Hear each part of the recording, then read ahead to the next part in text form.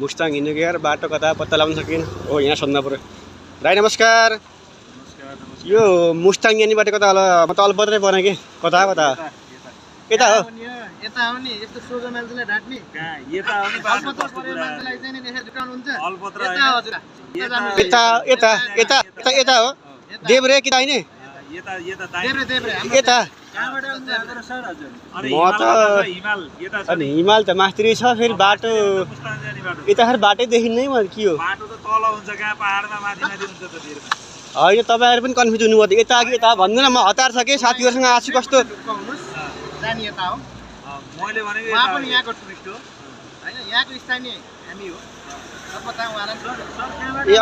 sir अब दुईवटा चाहिँ मैले पत्याइनँ उहाँहरूलाई सर अलि भद्र भलादमी यस्तो देखेँ मैले सर यो मुस्ताङ यानी बाटो यता अघि यता मलाई भनिदिनु पर्यो हजुर मलाई हतार छ साथीहरू तल बसेका छन्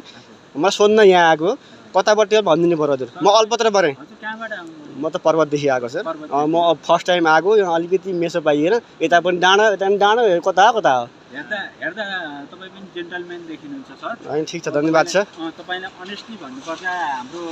मुक्तिनाथ जाने खोज्नु मुक्तिनाथ अप्पर मुस्ताङतिर जान खोजेको यता हो कि यता हो उहाँहरूलाई भनेको त उता सरले उता भन्नुभयो उता सरले उता भन्नुभयो यो ढाँट्ने अलि मलाई कन्फ्युज पार्नु भयो कि यसो भयो अनेस्टली भन्नुपर्दा मास्तिरै हो मास्तिरै हो ए यहाँ बिचको दाइ फटा आइछ ए दाइ तपाईँ फटा कुरा गर्ने है त्यही भन्न लगाए सिकेर कहाँ त्यस्तो हुन्छ हुँदैन दाइ यस्तो मान्छे अल्पत्र पऱ्यो भने फटा कुरा गर्ने त हुँदैन यस्तो ए तपाईँ फटा आइज ल ल दाइ धन्यवाद छ हजुरलाई है ल हेर्छ गरौँ ल ल